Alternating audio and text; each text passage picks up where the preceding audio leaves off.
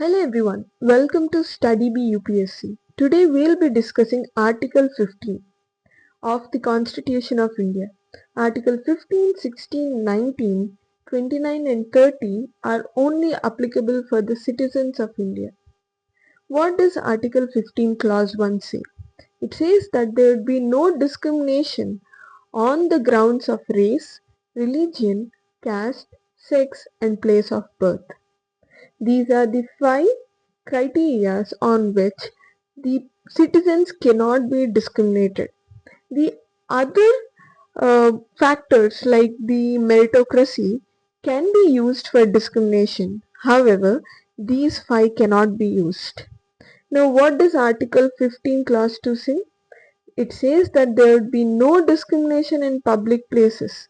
That means, even if the public places are maintained by the private people and not funded by the government, still, if they are dedicatedly public places, they cannot be discriminated on these 5 grounds. For example, parks, ponds, wells, places of entertainment, etc. Article 15 Clause 3 says that if the government wants to make special policies for the advancement of women and children, it would not be considered as violation of Article 15 Clause 1. And Nalsa vs. Union of India case in 2018 has also added the third gender into it. This would be helping in socio-economic progress of women, children and transgender.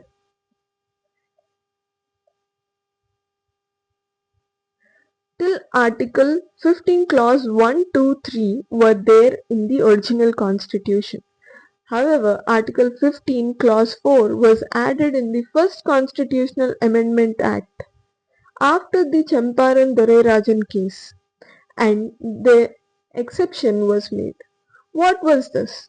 If the government wants to make special provisions for the development and advancement of the socially and educationally backward, scheduled castes, scheduled tribes, then it would not mean violation of Article 15. What is Article 15 Clause 5? It says that if the government wants to make special provision with regards to admission in educational institutions, the institutions may be private, aided or unaided for OBC, SCs and STs. That means giving certain reservation for their socio-economic development, it would not be considered as the violation of Article 15. This was added in 93rd Constitutional Amendment Act in 2005. However, this would not be mandatorily followed by the minority educational institutions. That is, they would be given as exception.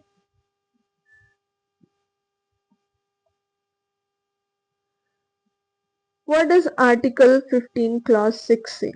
It says that any provision made for the advancement of economically weaker sections, for example, the 10% reservation which is given in the educational institutions, would not be considered as violation of Article 15. This was added in 103 Constitutional Amendment Act.